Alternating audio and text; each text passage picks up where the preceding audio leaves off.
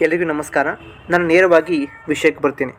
Karnataka examination authority KE ಅವರು ನಡೆಸುವಂಥ ಈ communication ಪೇಪರ್ಗೆ ಒನ್ ವರ್ಡ್ ಸಬ್ಸ್ಟಿಟ್ಯೂಷನ್ ಅಂತ ಬರ್ತದೆ.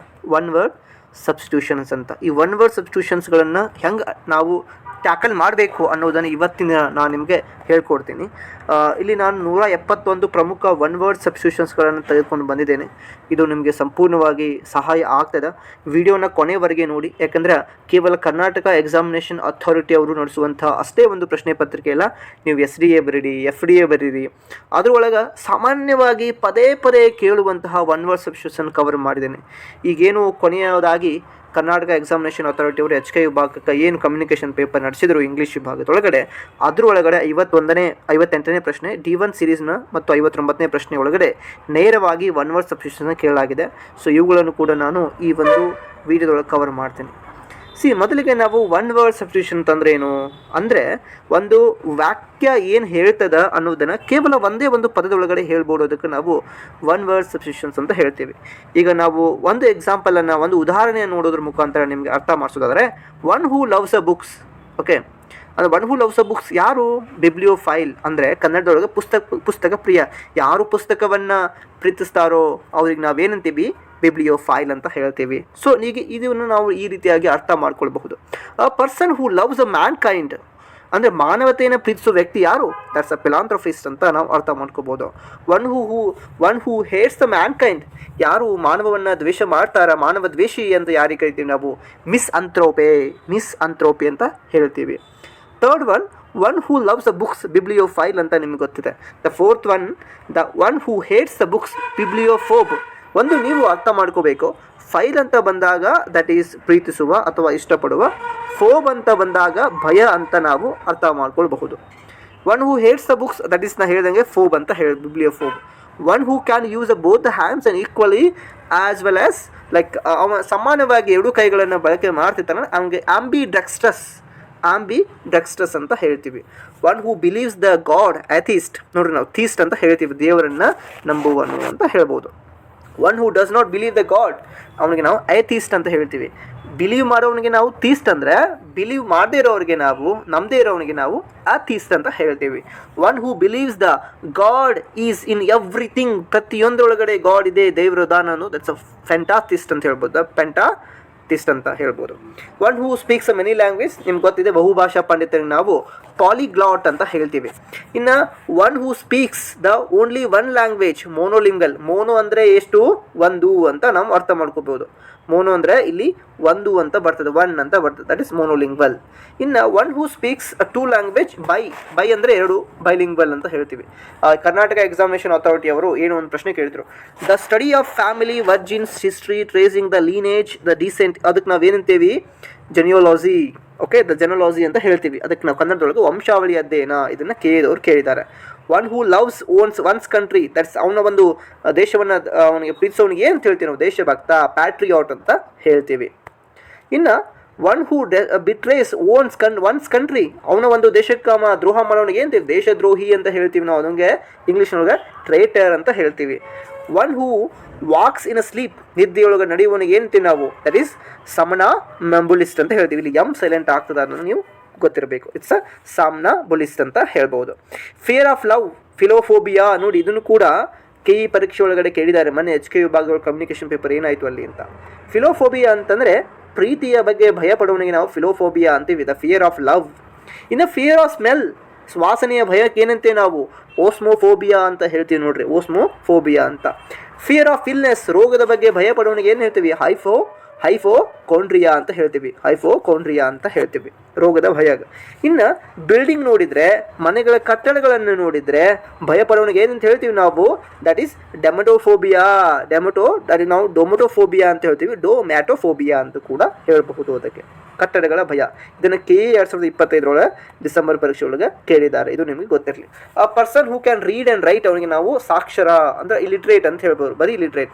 ಯಾರು ರೀಡ್ ಆ್ಯಂಡ್ ರೈಟ್ ಬರದೇ ಇರೋರಿಗೆ ಏನಂತೀವಿ ನಾವು? ಇಲ್ಲಿಟ್ರೇಟ್, ಬರೆಯೋನಿಗೆ literate. A person who eats too much, ಭಾಳ ತಿನ್ನೋನಿಗೆ ನಾವು ಹೇಳ್ತೀವಿ ಅತಿ ಭೋಜಕ ಅನ್ನೋಕ್ಕಿಂತ ಅತಿ ಭಕ್ಷಕ ಯಾರು? ಗ್ಲಟನ್, GLUTTON, ಗ್ಲಟನ್ ಅಂತ ಹೇಳ್ತೀವಿ. A person who talks too much, ಭಾಳ ಮಾತಾಡೋನಿಗೆ ನಾವು ದ ಲೊಕ್ವಾಸಿಯಸ್ ಅಂತ ಹೇಳ್ತೀವಿ, ಹೆಚ್ಚು ಮಾತನಾಡುವವನು ಲೊಕ್ವಾಸಿಯಸ್ ಅಂತ ಹೇಳ್ಬಹುದಾಗಿದೆ. ಇನ್ನು 23ನೇ, ಇನ್ನು a person who is silent, ಅವನಿಗೆ ಸೈಲೆಂಟ್ ಇರೋನಿಗೆ ಏನು ಹೇಳ್ತೀವಿ, ಮೌನ ಸ್ವಭಾವಿ. ಇಂಗ್ಲೀಷ್ನೊಳಗೆ ಟೆಸಿಟರ್ನ್ ಅಂತ ಹೇಳ್ತೀವಿ ನಾವು, taciturn. Okay, a person who lives alone, ಏಕಾಂಗಿಯಾಗಿ ಜೀವನವನ್ನು ಬಾಳುವವನಿಗೆ ಏನಂತೀವಿ ನಾವು, ದಟ್ ಈಸ್ ರಿಕ್ಲಸ್ ಅಂತ ಹೇಳ್ಬೋದು. Okay, a person who lives in a foreign country, ಅವ್ನಿಗೆ ನಾವು ಏನು ಹೇಳ್ತೀವಿ ಅಂದರೆ ಆ ಫಾರಿನ್ ಕಂಟ್ರಿ ಒಳಗಡೆ ಹೋಗಿ ಬದುಕ್ತಾರಲ್ಲ, ದಟ್ ಇಸ್ ಎಕ್ಸ್ಪ್ಯಾಟ್ರೈಟ್ ಅಂತ ಹೇಳ್ಬೋದು, ವಿದೇಶಿ ವಾಸಿ. ಓಕೆ, ಎಕ್ಸ್ಪ್ಯಾಟ್ರೈಟ್ ಅಂತ ಹೇಳ್ಬೋದು.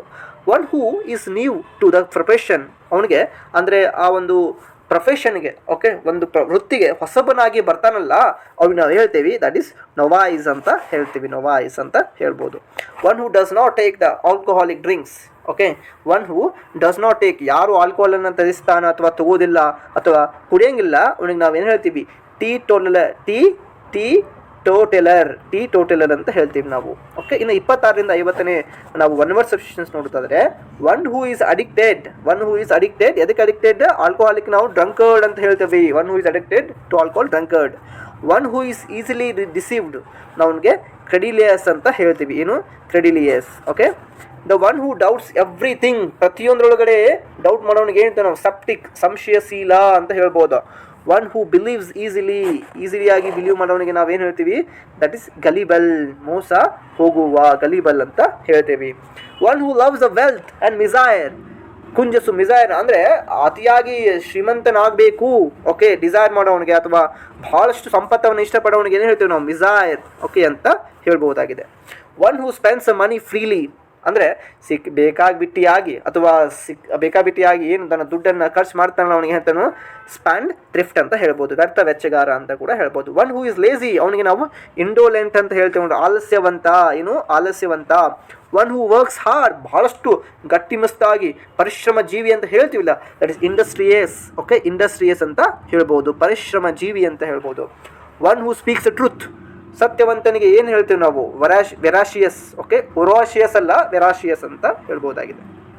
35ನೇ ಇದು, one who cannot make a mistakes, okay, ಯಾರು ಮಿಸ್ಟೇಕ್ಸನ್ನು ಮಾಡೋಂಗಿಲ್ಲ ಅವನಿಗೆ ನಾವು ಹೇಳ್ತೀವಿ ಇನ್ಫೆಲಿಯಬಲ್ ಅಂತ ಹೇಳ್ತೀವಿ ನಾವು, ಇನ್ಫೆಲಿಬಲ್ ಅಂತ ಹೇಳ್ತೀವಿ, ತಪ್ಪಿಲ್ಲದ ಅಥವಾ ತಪ್ಪು ಮಾಡದವ ಅಂತ ಹೇಳ್ಬೋದು. One who believes in a fate, okay, fate ಒಳಗಡೆ ಬಿಲೀವ್ ಮಾಡೋನು ಯಾರು, ಫೆಟಾಲಿಸ್ಟ್, ಭಾಗ್ಯವಾದಿ ಅಂತ ನಾವು ಹೇಳ್ಬೋದಾಗಿದೆ. ಇನ್ನು ಅದೇ ರೀತಿಯಾಗಿ ಒನ್ ಹೂ ಅಪೋಸಸ್ ದ ವಾರ್, ಯಾರನ್ನ ನಾವು ವಾರ್ ಅಂತ ಹೇಳ್ತೀವಿ ಅಥವಾ ವಿರೋಧಿ ಅಂತ ಹೇಳ್ತೀವಿ, ನಮಗೆ ಫೆಸಿಫಿಸ್ಟ್ ಅಂತ ಹೇಳ್ಬೋದಾಗಿದೆ. Okay, I hope you understand. One who is always hopeful, ಅಂದರೆ ಪ್ರತಿಯೊಂದರೊಳಗೂ ಧನಾತ್ಮಕ ಅಂಶಗಳನ್ನು ಹುಡುಕೋನು ಅಥವಾ ಬಯಸೋನಿಗೆ ಏನಂತೀವಿ ನಾವು, ಆಶಾವಾದಿ. ಇಂಗ್ಲೀಷ್ನಲ್ಲಿ ಆಪ್ಟಿಮಿಸ್ಟ್ ಅಂತ ಹೇಳ್ತೀವಿ, ಇವರೇ ಆಪ್ಟಿಮಿಸ್ಟ್ ಅಂತ ಹೇಳ್ಬೋದು. One who always expect the worst, ಯಾವಾಗಲೂ ಕೂಡ ಬಹಳಷ್ಟು ಬಯಸಿ ಆಸೆಗಳನ್ನು ಬಯಸಿ ಆತ ನಿರಾಶೆಯನ್ನು ಆಗ್ತಾನಲ್ಲ, ಅವನಿಗೆ ನಾವು ನಿರಾಶವಾದಿ, ಪೆಸಿಮಿಸ್ಟ್ ಅಂತ ಹೇಳ್ತೀವಿ ಇಂಗ್ಲೀಷ್ ಒಳಗಡೆ. ಇನ್ನು 41, one who looks at the bright side, ಒಂದು ಕಡೆ ಒಂದು ಸದಾಶಯ ಅಂಶಗಳನ್ನು, ಅಂದರೆ ಒಳ್ಳೇದಾಗತ್ತಪ್ಪ ಅಂತ ನಾವೇನು ನೋಡ್ತೀವಲ್ಲ, ಅವನಿಗೆ ನಾವು ಅಗೇನ್ ಮತ್ತೆ ಆಪ್ಟಿಮಿಸ್ಟ್ ಅಂತ ಹೇಳ್ಬೋದು. One who dislikes the women, ಯಾರು ಮಹಿಳೆಯನ್ನು ದ್ವೇಷ ಮಾಡ್ತಾರೆ ಅವ್ರಿಗೆ ನಾವು ಮಿಸೋಗೆನಿಸ್ಟ್ ಅಂತ ಹೇಳ್ಬೋದು, misogynist. One who dislikes the men, ಪುರುಷರನ್ನು ದ್ವೇಷ ಮಾಡೋನಿಗೆ, ಇಷ್ಟಪಡದವನಿಗೆ ನಾವು ಮಿಸ್ ಆ್ಯಂಡ್ರಿಸ್ಟ್ ಅಂತ ಹೇಳ್ಬೋದು, ಮಿಸ್ ಆ್ಯಂಡ್ರಿಸ್ಟ್ ಅಂತ ಹೇಳ್ಬೋದಾಗಿದೆ. ಓಕೆನಾ, ದಟ್ಸ್ 43 ಒಂದು. ಇನ್ನು one who hates the marriage, okay, that is misogamist. ನೋಡ್ರಿ, ಗೈನಿಸ್ಟ್ ಬೇರೆ, ಮಿಸೋಗೈನಿಸ್ಟ್ ಅಂದರೆ ಮಹಿಳಾ ದ್ವೇಷ ಅಂತ ಹೇಳ್ಬೋದು. ಮಿಸೋಗ್ಯಾಮಿಸ್ಟ್ ಅಂದರೆ ವಿವಾಹದೇಶಿ, ಯಾರು ಏನು ಮ್ಯಾರೇಜನ್ನು ಹೇಟ್ ಮಾಡ್ತಾರೆ ಅವರಿಗೆ ಮಿಸೋಗ್ಯಾಮಿಸ್ಟ್ ಅಂತ ಹೇಳ್ತೀವಿ. ಒನ್ ಹೂ ಲವ್ಸ್ ದ ಮ್ಯಾರೇಜನ್ನು ಇಷ್ಟಪಡೋನಿಗೆ ಏನು ಹೇಳ್ತೀವಿ, ದಟ್ಸ್ ಫಿಲೋಗ್ಯಾಮಿಸ್ಟ್ ಅಂತ ಹೇಳ್ಬೋದು. ಇಷ್ಟ ಅಂದ್ರೇನು, ಫಿಲೋ ಅಂತ ಅರ್ಥ ಆಯಿತು. ಓಕೆನಾ, ಇನ್ನು ಹೇಟ್ ಅಂದ್ರೇನು, that is something but that is a mis ಅಂತ ಹೇಳ್ಬೋದು. ಇನ್ನು one who loves the children, philanthropist. Okay, ನಾನು ಫಿಲಾಂಥ್ರಾಪಿಸ್ಟ್ ಹತ್ರ ಫಿಲಾಂಟ್ರೋಫಿಸ್ಟ್ ಅಂತ ಮಕ್ಕಳನ್ನು ಪ್ರೀತಿಸೋನಿಗೆ ಅಂತ ಹೇಳ್ಬೋದಾಗಿದೆ. ಇನ್ನು 47 ನೋಡ್ರಿ, one who hates the children, that is misanthropist ಅಂತ ಹೇಳ್ತೀವಿ. One who loves the art ಕಲೆಯನ್ನು ಇಷ್ಟಪಡೋನಿಗೆ ಕಲೆ ಪ್ರಿಯ, ದಟ್ ಈಸ್ ಆಸ್ಥೀಟ್ ಅಂತ ಹೇಳ್ಬೋದು. ಅಸ್ಥೀಟ್ ಅಂತಲೂ ಹೇಳ್ತೀವಿ ನಾವು, ಅಸ್ಥೆಟಿಕ್ ಬ್ಯೂಟಿ, ಕಲಾಪ್ರಿಯ ಅಂತ ಹೇಳ್ಬೋದು. One who hates the art, that is philistine. Okay, it's ಕಲೆ ಅರಿಯದವ, ಕಲೆಯನ್ನು ಇಷ್ಟಪಡದವ. One who eats the human flesh, cannibal, ಮಾನವ ನರಭಕ್ಷಕ ಅಂತ ಹೇಳ್ತೀವಿ. A place where bees are kept, that is apiary ಅಂತ ಹೇಳ್ಬೋದು ನಾವು. ಇಟ್ಸ್ ಏಪರಿ ಅಂತಲೂ ಕೂಡ ಹೇಳ್ಬೋದಾಗಿದೆ. ಜೇನುಹುಳುಗಳ ಗೂಡು. ಅ place where the books R kept, ಎಲ್ಲಿ ಪುಸ್ತಕಗಳನ್ನು ಇಡ್ತೇವೆ ನಾವು ಅದಕ್ಕೆ ಲೈಬ್ರರಿ, ಗ್ರಂಥಾಲಯ ಅಂತ ಹೇಳ್ತೀವಿ. The place where dead bodies kept, okay, dead bodies ಎಲ್ಲಿ ಇಡ್ತೀವಿ ನಾವು, ದಟ್ ಇಸ್ ಮಾರ್ಚರಿ, ಶವಾಗಾರ ಅಂತ, ಮಾರ್ಚರಿಗೆ ಶವಾಗಾರ ಅಂತ ಹೇಳ್ಬೋದು. ಇನ್ನು a place where the arms are stored, ಸಶಸ್ತ್ರಗಳನ್ನು ಸ್ಟೋರ್ ಮಾಡುವಂಥ ಜಾಗಕ್ಕೆ ನಾವು ದಟ್ ಈಸ್ ಅರ್ಸೆನಲ್, ಜಾಗಕ್ಕೆ ನಾವು ಅರ್ಸೆನಲ್ ಅಂತ ಹೇಳ್ತೀವಿ. ಇನ್ನು ನಾಣ್ಯವನ್ನು ಟಂಕ ಮಾಡುವಂಥ ಜಾಗಕ್ಕೆ mint, a place where the coins are made, okay, ಅಂದರೆ ನಾಣ್ಯವನ್ನು ತಯಾರು ಮಾಡೋ ಜಾಗಕ್ಕೆ ಮಿಂಟ್, ನಾಣ್ಯ ಶಾಲೆ, ನಾಣ್ಯವನ್ನು ತಯಾರಿಸುವ ಶಾಲೆ ಅಂತ ಹೇಳ್ಬೋದು. A place where the fish are kept, ಫಿಶನ್ನು ಇಡುವಂಥ ಜಾಗಕ್ಕೆ ಅಕ್ವೇರಿಯಂ ಅಂತ ಹೇಳ್ಬೋದಾಗಿದೆ. A place where the animals are slaughtered, that is ನಾವು ಅಬೊಟೇರ್ ಅಂತ ಹೇಳ್ತೀವಿ, ವಧಾಗಾರ ಅಂತ ಹೇಳ್ಬೋದು. ಇನ್ನು a place for the keeping prisoners ಇರೋದಕ್ಕೆ ನಾವು ಪ್ರಿಸನ್ ಕಾರಾಗೃಹ ಅಂತ ಹೇಳ್ಬೋದಾಗಿದೆ. A place where the planes are kept, ಎಲ್ಲಿ ವಿಮಾನವನ್ನು ಇಡ್ತೇವಿಲ್ಲ ಅದಕ್ಕೆ ನಾವು ದಟ್ ಈಸ್ ಹ್ಯಾಂಗರ್ ಅಂತ ಹೇಳ್ತೀವಿ, that is hangar, okay, HANGAR. A place where the soldiers live, that is barrack, ಸೈನಿಕ ವಸತಿ ಗೃಹ. A group of people are traveling together, ಅದಕ್ಕೆ ನಾವು ಕಾರವಾನ, ಪಯಣದ ಗುಂಪು, ಅಥವಾ ಒಬ್ಬರಿಗೊಬ್ಬರು ಜನರು ಒಂದು ಕಡೆಯಿಂದ ಇನ್ನೊಂದು ಕಡೆ ಟ್ರಾವೆಲ್ ಮಾಡ್ತಾರೆ, ದಟ್ ಇಸ್ ಕಾರವಾನ ಅಂತ ಹೇಳ್ಬೋದು.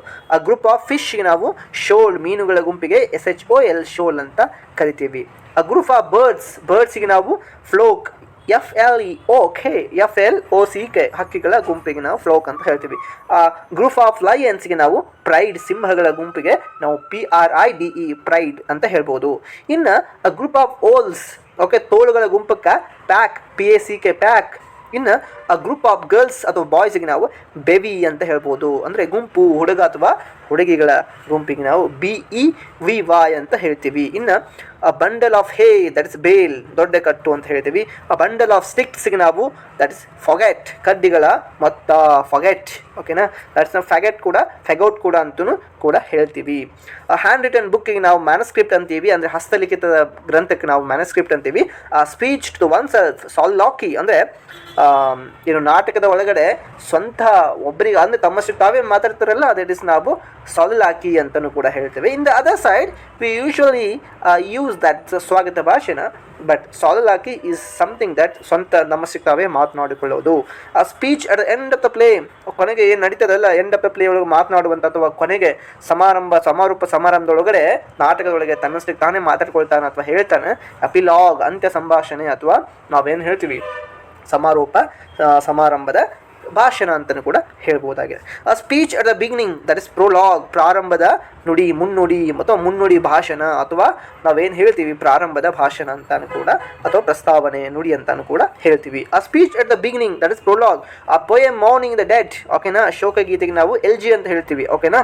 ಸೊ ಅದಕ್ಕೆ ನಾವು LG ಅಂತ ಹೇಳ್ಬೋದು. ಆ life story written by one self, ತನ್ನಷ್ಟಕ್ಕೆ ತಾನೇ ತನ್ನ ಸ್ವಂತ ಜೀವನ ಚರಿತ್ರೆಯನ್ನು ಬರೆಯೋದಕ್ಕೆ ನಾವು ಆಟೋಬಯೋಗ್ರಫಿ, ಓಕೆನಾ, ಆತ್ಮಕಥೆ ಅಂತ ಹೇಳ್ತೀವಿ. ಇನ್ನು ಇನ್ನೊಬ್ಬರ ಸ್ಟೋರಿಯನ್ನು ಬರೆಯೋದಕ್ಕೆ ನಾವೇನು ಹೇಳ್ತೀವಿ, ಬಯೋಗ್ರಫಿ, ಇನ್ನೊಬ್ಬರ ಜೀವನ ಚರಿತ್ರೆ ಅಂತ ಹೇಳ್ಬೋದಾಗಿದೆ. ಇನ್ನು 76ರಿಂದ 100ರವರೆಗೆ ಒನ್ ಹೂ ಎಕ್ಸಾಮೈನ್ಸ್ ದ ಅಕೌಂಟ್ಸ್, ಓಕೆನಾ, ಈ ಒಂದು ಲೆಕ್ಕಗಳನ್ನು ಆತೇನು ಮಾಡ್ತಾರೆ, ಪರೀಕ್ಷೆಯನ್ನು ಮಾಡ್ತಿರ್ತಾನಲ್ಲ, ಅವನಿಗೆ ನಾವು ಲೆಕ್ಕ ಪರಿಶೀಲಕ, ಅಡಿಟರ್ ಅಂತ ಹೇಳ್ತೀವಿ ಇಂಗ್ಲೀಷಲ್ಲಿ, AUDITOR. ಇನ್ನು one who writes a beautiful hand writing, ಬರೆಯೋನಿಗೆ ನಾವು ಕ್ಯಾಲಿಗ್ರಾಫರ್, ಸುಂದರ ಲಿಪಿಕಾರ ಅಂತ ಹೇಳ್ತೀವಿ. ಒನ್ ಹೂ ಮೇಕ್ಸ್ ದ ಮ್ಯಾಪ್ಸನ್ನು ಮಾಡೋನಿಗೆ ನಾವು ಕಾರ್ಟೋಗ್ರಾಫರ್, ನಕ್ಷೆಗಾರ ಅಂತ ಹೇಳ್ತೀವಿ. ಒನ್ ಹೂ ಅರೇಂಜಸ್ ದ ಫ್ಲವರ್ಸನ್ನು ಅರೇಂಜ್ ಮಾಡೋನಿಗೆ ದ ಫ್ಲೋರಿಸ್ಟ್, ಹೂವಿನ ವ್ಯಾಪಾರಿ ಅಥವಾ ಹೂವಿನ ವ್ಯಾಪಾರಿಗ ಅಂತ ಹೇಳ್ಬೋದು. One who sells the flower, ಅವನಿಗೂ ಕೂಡ ನಾವು ಫ್ಲೋರಿಸ್ಟ್, ಓಕೆನಾ, ಫ್ಲೋರಿಸ್ಟ್ ಅಂತಲೂ ಕೂಡ ಹೇಳ್ತೀವಿ.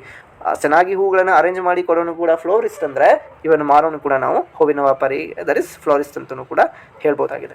ಇನ್ನು ಮುಂದುವರೆದು one who supervise the an exam, invigilator, ಓಕೆನಾ, ಇನ್ವಿಜಿಲೇಟರ್ ಅಂತ ಹೇಳ್ತೀವಿ, ಪರೀಕ್ಷಾ ಮೇಲ್ವಿಚಾರಕ. One who lends the money at the high ಇಂಟ್ರೆಸ್ಟಿಗೆ ನಾವು ಯೂಸರರ್ ಅಂತ ಹೇಳ್ಬೋದು, ಓಕೆನಾ. One who sells the meat, ಅವನಿಗೆ ನಾವು ಬಚ್ಚರ್, ಮಾಂಸದ ವ್ಯಾಪಾರಿ, ಬಚ್ಚರ್ ಅಂತ ಹೇಳ್ತೀವಿ. ಇನ್ನು one who treats the skin ಡಿಸೀಸನ್ನು ಟ್ರೀಟ್ ಮಾಡೋನಿಗೆ ಡರ್ಮಿಟಾಲಜಿಸ್ಟ್, ಚರ್ಮ ರೋಗ ತಜ್ಞ.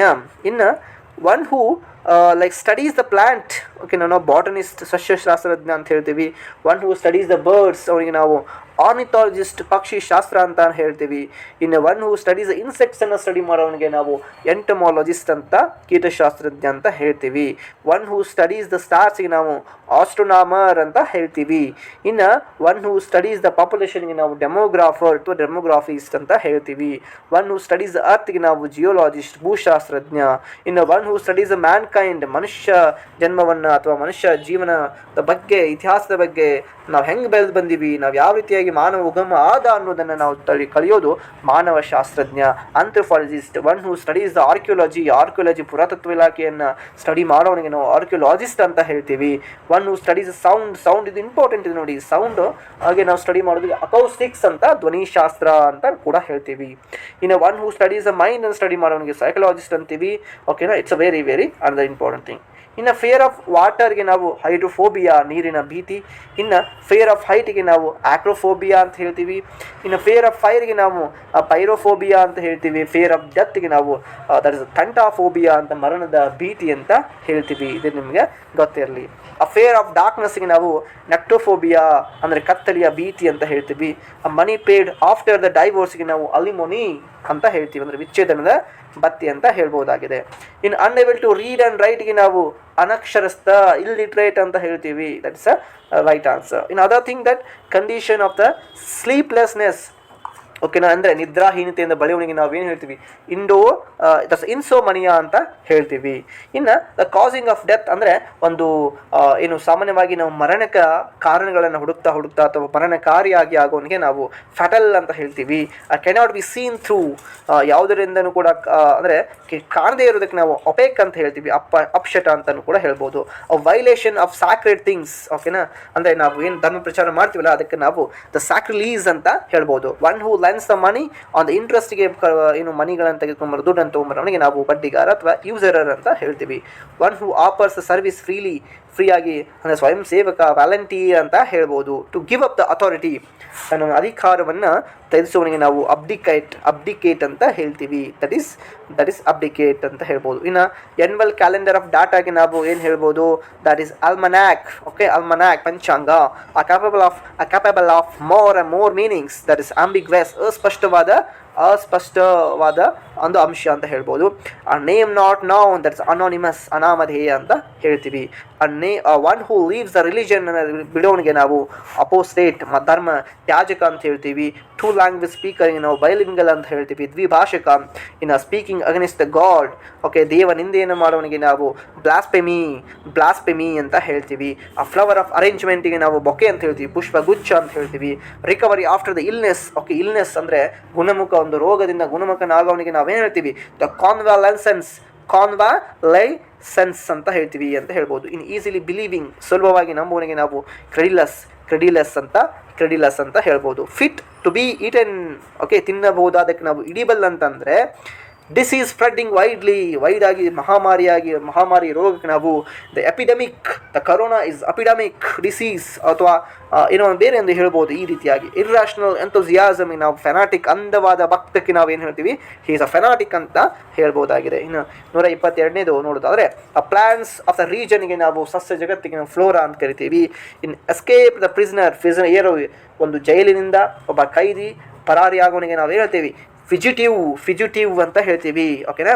ಇನ್ನು ಸ್ಟಡಿ ಆಫ್ ದ ಅರ್ತ್, ಭೂಮಿಯನ್ನು ಸ್ಟಡಿ ಮಾಡೋನಿಗೆ ಅಥವಾ ಒಂದು ಇವನಿಗೆ ನಾವೇ ಹೇಳ್ತೀವಿ ದಟ್ಸ್ ಅ ಜಿಯೋಲಾಜಿಸ್ಟ್, ಭೂವಿಜ್ಞಾನಿಗ ಅಂತ ಕೂಡ ಹೇಳ್ಬೋದು. ಕೆನಾಟ್ ಬಿ ಬಿಲೀವ್, ಓಕೆನಾ, ಕೆನಾಟ್ ಬಿ ಬಿಲೀವ್ಡ್ ನಾವು ಇನ್ಕ್ರೆಡಿಬಲ್ ಅಂದರೆ ನಂಬಲಾಗದ, ಓಕೆದಾ. ಟೈರ್ಲೆಸ್, ದಟ್ಸ್ ಇನ್ಫೆಟಿಬಲ್, ಅಕ್ಷಯ ಶ್ರಮಿ ಅಂದರೆ ಎಷ್ಟೋ ಕೆಲಸ ಮಾಡಿದರೆ ಅವನಿಗೆ ಏನಾಗಲ್ಲ, ಟೈರ್ ಆಗೋದಕ್ಕೆ ನಾವು ಏನಂತ ಇನ್ಡೆಫಿಟೇಬಲ್ ಅಂತ ಹೇಳ್ತೀವಿ ನಾವು. ಈಸಿಲಿ ಕ್ಯಾಚಸ್ ದ ಫೈರ್, ಸುಲಭವಾಗಿ ಬೆಂಕಿಯನ್ನು ಹಿಡಿಯುವವನಿಗೆ ಅಥವಾ ಹಚ್ಚುವನಿಗೆ ನಾವು ಇನ್ಫ್ಲಮಬಲ್ ಅಂತ ಹೇಳ್ಬೋದು. ಕೆನಾಟ್ ಬಿ ಟೇಕನ್ ಬ್ಯಾಕ್, ಓಕೆನಾ, ಕೆನಾಟ್ ಬಿ ಹಿಂಪಡೆಯಲಾಗದ ವಸ್ತುಗಳಿಗೆ ಅಥವಾ ಇದಕ್ಕೆ ನಾವು ಏನು ಹೇಳ್ತೀವಿ, ಇರ್ರಿವೋಕೇಬಲ್ ಓಕೆ. ಫೇವರಿಂಗ್ ರಿಲೇಟಿವ್ಸ್ ಅಂತಾನೆ ನಾವು ಅಂದರೆ ನಮಗೆ ಗೊತ್ತಿರೋರಿಗೆ ನಾವು ಸಹಾಯ ಮಾಡ್ತೀವಿ ಅನ್ನೋದಕ್ಕೆ ನಾವು ಕುಟುಂಬ ಪಕ್ಷಪಾತಕ್ಕೆ ನೆಪೋಟಿಸಮ್ ಇಸ್ ಅನದರ್ ವರ್ಡ್ ಅಂತ ಹೇಳ್ಬೋದು. ಇನ್ನು notice of the death, that is ನಾವು ಅಬಿಚ್ವರಿ, ಮರಣ ವಾರ್ತೆಗೆ ನಾವು ಅಬಿಚ್ವರಿ ಅಂತ ಹೇಳ್ತೀವಿ. ಒಂದು ಸಾಮಾನ್ಯವಾಗಿ ನಾವು ದಿನಪತ್ರಿಕೆಯೊಳಗಡೆ ನಾವೇನು ಕೊಡ್ತೀವಲ್ಲ ಅದಕ್ಕೆ ನಾವು ಅಂದರೆ ಮರಣದ ವಾರ್ತೆಯನ್ನು ಕೊಡ್ತೀವಲ್ಲ ಅದಕ್ಕೆ ಅಬಿಚ್ವರಿ ಅಂತ ಹೇಳ್ತೀವಿ. ಓಕೆನಾ. ಇನ್ನು lover of peace, okay, lover of peace, pacifist, ಶಾಂತಿಪ್ರಿಯ, ಪೀಸನ್ನು ಇಷ್ಟಪಡೋನಿಗೆ, ಶಾಂತಿನ ಇಷ್ಟಪಡೋನಿಗೆ ನಾವು ಪೆಸಿಫಿಸ್ಟ್ ಅಂತ ಹೇಳ್ತೀವಿ. ಇನ್ನು government run by the rich, okay, ಶ್ರೀಮಂತರ ಆಡಳಿತ ಅಂದರೆ ಶ್ರೀಮಂತರ ಆಡಳಿತಕ್ಕೆ ನಾವೇನು ಹೇಳ್ತೀವಿ, ಫ್ಲೂಟೋಕ್ರೆಸಿ ಅಂತ ಹೇಳ್ತೀವಿ. ಇನ್ನು withdraws okay, withdraws from the society ಅಂದರೆ ಸಮಾಜದಿಂದ ದೂರ ಹೋಗೋದಕ್ಕೆ ನಾವು ಏಕಾಂಗಿ, ರಿಕ್ಲಸ್ ಅಂತ ಹೇಳ್ತೀವಿ. ಸ್ವರ್ಡ್ ಕವರ್, ಒಂದು ಕತ್ತಿಯನ್ನು ಮುಸುಕು ಹಾಕೋದು ಅಥವಾ ಕವರ್ ಮಾಡೋದಕ್ಕೆ ನಾವು ಶತ್ ಅಂತ ಹೇಳ್ತೀವಿ. ಇನ್ನು ರಿಮೈಂಡರ್ ಆಫ್ ದ ಇವೆಂಟನ್ನು ರಿಮೈಂಡ್ ಮಾಡೋದಕ್ಕೆ ನಾವು ಸ್ಮರಣಿಕೆ, ದ ಸವೆನಿಯರ್ ಅಂತ ಹೇಳ್ತೀವಿ. ಸೇಮ್ ವರ್ಡ್ಸ್, ಪದಶಃ ಅಂದರೆ ಒಂದೇ ರೀತಿಗೆ ನಾವು ವರ್ಬ್ಯಾಟಿಯಮ್ ಅಂತ ಹೇಳ್ತೀವಿ. ಇನ್ನು decorative, ring of the flowers, okay, ಹೂವಿನ ಮಾಲೆಗೆ ನಾವು ರತ್ ಅಂತ ಹೇಳ್ತೀವಿ. The list of the meeting of the items, ಒಂದು ಸಭೆಯೊಳಗಡೆ ನಾವು ಏನು ಒಂದು ಲಿಸ್ಟ್ ಮಾಡ್ತೀವ, ಒಂದು ಮೀಟಿಂಗ್ ಒಳಗಡೆ ಏನೇನು ಬೇಕಪ್ಪ ಅಂತ ಮಾಡ್ತೀವಿ, ದಟ್ಸ್ ಅಜೆಂಡಾ ಅಂತ ನಾವು ಹೇಳ್ತೀವಿ. ಸಭಾ ಪಟ್ಟಿಗೆ ನಾವು ಅಜೆಂಡಾ ಅಂತ ಹೇಳ್ತೀವಿ. A medicine against the poison, ಇದಕ್ಕೆ ವಿಷನಾಶಕಕ್ಕೆ ನಾವು ಆಂಟಿಡೋಟ್ ಅಂತ ಹೇಳ್ತೀವಿ. A plants and animals in the ವಾಟರ್ಗೆ ನಾವು ಅಕ್ವೆಟಿಕ್, ಜಲಚರ ಅಂತ ಹೇಳ್ಬೋದಾಗಿದೆ. ಇನ್ನು one who leaves a simple ಲೈಫ್ಗೆ ನಾವು ಅಸೆಟಿಕ್, ತಪಸ್ವಿ ಅಂತ ಕೂಡ ಹೇಳ್ಬೋದಾಗಿದೆ. ಸ್ಪೇಸ್ ಟ್ರಾವೆಲರ್ಗೆ ನಾವು ಆಸ್ಟ್ರೋನಾಟ್, ಅಂತರಿಕ್ಷ ಯಾತ್ರಿಕ ಅಥವಾ ಗಗನ ಯಾತ್ರಿಕ ಅಂತಲೂ ಕೂಡ ಕರಿಬಹುದಾಗಿದೆ. ಮೀಟ್ ಈಟಿಂಗ್ ಅನಿಮಲ್ಸ್, ಓಕೆ, ಮಾಂಸಾಹಾರಿಗೆ ನಾವು ಏನು ಹೇಳ್ತೀವಿ, ಕಾರ್ನಿವೋರಸ್ ಅಂತ ಹೇಳ್ತೀವಿ. ಓಕೆನಾ. ಗ್ಯಾಮ್ಲಿಂಗ್ ಪ್ಲೇಸಿಗೆ ನಾವು ಕ್ಯಾಶಿನೋ, ಜೂಜಾಟದ ಕೇಂದ್ರ ಅಂತ ಹೇಳ್ತೀವಿ. ಆ ಫ್ಯೂನರಲ್ ಪ್ರೊಸೆಷನ್ಗೆ ನಾವು ಕಾಟೇಜ್, ಅಂತ್ಯಕ್ರಿಯೆ ಮೆರವಣಿಗೆ ಅಂತ ಹೇಳ್ತೀವಿ. ಇನ್ನು ಸೆಂಟರ್ ಆಫ್ ಅಟ್ರಾಕ್ಷನ್ಗೆ ನಾವೇನು ಹೇಳ್ಬೋದು, ಸೈನೋಸೊರೆ, ಆಕರ್ಷಣಾ ಕೇಂದ್ರ ಅಂತ ಹೇಳ್ತೀವಿ. ಆ ಲೀಡರ್ ಹೂ ಮಿಸ್ಲೀಡ್ಸ್ ದ ಡೆಮೋಗೋಜ್, ಜನಪ್ರಚೋದಕಕ್ಕೆ ನಾವೇನು ಹೇಳ್ಬೋದು, ಡೆಮೋಗೋಗ್ ಅಂತ ಹೇಳ್ಬೋದಾಗಿದೆ. I hope you understand. ಇನ್ನು 148 ಲಾರ್ಜ್ ಬೆಡ್ರೂಮ್ಗೆ ನಾವು ಡೋರ್ಮಿಟೋರಿ, ಓಕೆನಾ, ವಸತಿ ಕೋಣೆಗೆ ನಾವೇನು ಹೇಳ್ತೀವಿ, ಡೋರ್ಮಿಟೋರಿ ಅಂತ ಹೇಳ್ಬೋದಾಗಿದೆ. ಇನ್ನು another thing, a game with a no winner, ನಾವು ಡ್ರಾ ಅಂತ ಹೇಳಿ ಸಮನಾಗಿ ಮುಗಿಯುವ ಆಟಕ್ಕೆ ನಾವು ಡ್ರಾ ಅಂತೀವಿ. ಅ ಕಂಪ್ಲೀಟ್ ನಾಲೆಜ್ ಆಫ್ ಬುಕ್ಕಿಗೆ ನಾವು ಎನ್ಸೈಕ್ಲೋಪೀಡಿಯಾ ಅಂತ ಕರಿತೀವಿ. ಇನ್ನು ಮರ್ಡರ್ ಆಫ್ ಬ್ರದರ್, ಓಕೆ, ನಾವು ಪ್ಯಾಟ್ರಿಸೈಡ್ ಅಂತ ಹೇಳ್ತೀವಿ, ಸಹೋದರ ಹತ್ಯೆಗೆ. ಇನ್ನು ಸ್ಮಾಲ್ ವಿಲೇಜ್ಗೆ ನಾವೇನು ಹೇಳ್ತೀವಿ, ಹ್ಯಾಮ್ಲೆಟ್, ಓಕೆ, ಸಣ್ಣ ಹಳ್ಳಿ ಅಂತ ಹೇಳ್ಬೋದು. ಇನ್ನು ಸೇಮ್ ಕೈಂಡ್, ಹೋಮೋಜೀನಿಯಸ್, ಏಕರೂಪದ ಒಂದಕ್ಕೆ ನಾವು ಹೋಮೋಜೀನಿಯಸ್, ಸೇಮ್ ಕೈಂಡ್ ಹೇಳ್ತೀವಿ. ಇನ್ನು gardening study, that is horticulture, ತೋಟಗಾರಿಕೆಗೆ ನಾವು ಹಾರ್ಟಿಕಲ್ಚರ್ ಅಂತೀವಿ. ಕೆನಾಟ್ ಬಿ ಸ್ಯಾಟಿಸ್ಫೈಡ್, ಇನ್ಸ್ಯಾಟಿಯೇಬಲ್, ಅತೃಪ್ತ ಅಂತ ನಾವು ಹೇಳ್ಬೋದಾಗಿದೆ. ಇನ್ನು ಕಿಲ್ಡ್ ಫಾರ್ ರಿಲಿಜನ್, ಮಾರ್ಟೈರ್ ಅಂತ ಹೇಳ್ಬೋದಾಗಿದೆ. ಇನ್ನು ನಾವು dead body, where the dead bodies are usually place, that is ಶವಾಗಾರ, ಮಾರ್ಚರಿ ಅಂತ ಹೇಳ್ಬೋದು. ಪ್ರೆಸೆಂಟ್ ಎವ್ರಿವೇರ್, ಎಲ್ಲದರಲ್ಲೂ ಕೂಡ, ಎಲ್ಲ ಕಡೆಯೂ ಕೂಡ ನಾವು ಪ್ರೆಸೆಂಟ್ ಆಗಿರುವಂಥ ಇದಕ್ಕೆ ನಾವು ಓಮ್ನಿ ಪ್ರೆಸೆಂಟ್, ಸರ್ವವ್ಯಾಪಿ ಅಂತ ಹೇಳ್ಬೋದಾಗಿದೆ. ಓಕೆ. ಇನ್ನೊಂದು 10 ಪ್ರಮುಖ ಪದಗಳದಾವ, ಮುಗಿದೋಯ್ತು. Study of the birds, ornithologist, ಪಕ್ಷಿಶಾಸ್ತ್ರ ಅಂತ ಹೇಳ್ತೀವಿ. ಆ ಪ್ಲೇಸ್ ಆಫ್ ದ ನೇಮ್ ಅಂದರೆ ಸ್ಯೂಡೋನಿಯಮ್ ಅಂತ ಹೇಳ್ತೀವಿ. ಅಂದರೆ ನಾವು ಇಟ್ಟ ಹೆಸರಿಗೆ ನಾವು ಸ್ಯೂಡೋನಿಯಮ್ ಅಂತ ಹೇಳ್ಬೋದು. ಆ ರಾಯಲ್ ಡ್ರೆಸ್ಸಿಗೆ ನಾವು ರೆಗಾಲಿಯಾ ಅಂದರೆ ರಾಜ ಚಿಹ್ನೆಗಳು ಅಂತ ಹೇಳ್ಬೋದು. ಆ ರಿಸರ್ವ್ಡ್ ಸ್ಪೀಕರಿಗೆ ನಾವು ರೆಟಿಸೆಂಟ್, ಮಿತಭಾಷಿ ಅಂತ ಹೇಳ್ತೀವಿ. ಇನ್ನು one who helps the needy, that is we usually call that samaritan, ಸಹಾಯಕ ಅಂತ ಹೇಳ್ತೀವಿ. ಹೈ ಪೇ ನೋ ವರ್ಕ್, ನಾವು ಅಂದರೆ ಕೆಲಸವಿಲ್ಲದ ಹುದ್ದೆಗೆ ನಾವು ಸೆನೆಕ್ಯೂರ್ ಅಂತ ಹೇಳ್ಬೋದಾಗಿದೆ. ಸ್ಟಡಿ ಆಫ್ ದ ಗಾಡ್ಸ್ಗೆ ನಾವು ಥಿಯೋಲಜಿ, ಧರ್ಮ ಶಾಸ್ತ್ರ ಅಂತ ಹೇಳ್ಬೋದು. ಇನ್ನು ಅಫಿಷಿಯಲ್ ಪಾಲನೆಗೆ ನಾವು ಅಮ್ನೆಸ್ಟಿ, ಸಾಮೂಹಿಕವಾಗಿ ಒಂದು ಕ್ಷಮೆ ಕೇಳ್ತಾರಲ್ಲ ಅದಕ್ಕೆ ನಾವು ಅಮ್ನೆಸ್ಟಿ ಅಂತ ಹೇಳ್ತೀವಿ. ಅಬ್ಸಲ್ಯೂಟ್ ಪವರ್ ಒಬ್ಬರ ಕಡೆ ಇರ್ತದಲ್ಲ, ಏಕಾಧಿಕಾರಕ್ಕೆ ನಾವು ಆಟೋಕ್ರೇಸಿ ಅಂತ ಹೇಳ್ತೀವಿ. ಇನ್ನು ಅದೇ ರೀತಿಯಾಗಿ ಹಾರ್ಶ್ ಸೌಂಡ್ಗೆ ನಾವು ಕ್ಯಾಕೋಫೋನಿ, ಕಿವಿಗೆ ಅಸಹ್ಯವಾದ ಕೇಳಲಾರದ ಶಬ್ದಕ್ಕೆ ನಾವು ಕ್ಯಾಕೋಫೋನಿ ಅಂತೀವಿ. ಸ್ಪ್ರೆಡ್ ಬೈ ದ ಕಾಂಟ್ಯಾಕ್ಟಿಗೆ ನಾವು ಕಾಂಟ್ಯಾಜಿಯಸ್, ಸೋಂಕು ಹರಡುವ ಒಂದು ರೋಗ, ಕಾಂಟ್ಯಾಜಿಯಸ್ ಅಂತ ಹೇಳ್ತೀವಿ. ಇನ್ನು sneeze at the beliefs, okay, ನಮ್ಮನ್ನು ನಿಂದನ್ನು ಮಾಡಿದ್ರೆ ನಾವು ಸಿನಿಕ್ ಅಂತ ಹೇಳ್ತೀವಿ. ಇನ್ನು ಕೊನೆಯವಾದಂತಹ ಪದ ನೋಡೋದಾದ್ರೆ, ಅ person who can use both the hands equally well ಅಂತ ಹೇಳ್ಬೋದು. ಅಂದರೆ 2 ಕೈಗಳನ್ನು ಸಮಾನವಾಗಿ ಬಳಸುವ ವ್ಯಕ್ತಿಗೆ ಆಂಬಿಡೆಕ್ಸ್ಟ್ರಸ್ ಅಂತ ಹೇಳ್ತೀವಿ. ಐ ಹೋಪ್ ಈ 171 ಒನ್ ವರ್ಡ್ ಸಬ್ಸ್ಟಿಟ್ಯೂಷನ್ಸ್ಗಳನ್ನು ನಿಮ್ಮ ಒಂದು ಪರೀಕ್ಷೆಯನ್ನು ಅದ್ಭುತವಾಗಿ ಕೇಳುವಂಥ 2 ರಿಂದ 3 ಪ್ರಮುಖ ಪ್ರಶ್ನೆಗಳನ್ನು ಸರಿಯಾಗಲಿ ಉತ್ತರಗಳನ್ನೆಲ್ಲ ಸರಿಯಾಗಿ ಕೊಡಲಿ ಅನ್ನೋ ಉದ್ದೇಶದಿಂದ ಇಟ್ಕೊಂಡು ಈ ಒಂದು ವಿಡಿಯೋನ ಮಾಡಲಾಗಿದೆ. ನಿಮ್ಮ ಸ್ನೇಹಿತರಿಗೆ ಈ ವಿಡಿಯೋ ಬಹಳ ಉಪಯೋಗಕಾರಿ, ಸಹಾಯಕಾರಿ ಅನಿಸಿದ್ರೆ ಅವ್ರಿಗೆ ಶೇರ್ ಮಾಡಿ. ನಿಮ್ಮ ಪರೀಕ್ಷೆ ಚೆನ್ನಾಗಿ ಆಗಲಿ ಅನ್ನೋದು ನನ್ನ ಕೂಡ ಆಶಯ. All the best for your upcoming all the examination. Have a great day. Bye.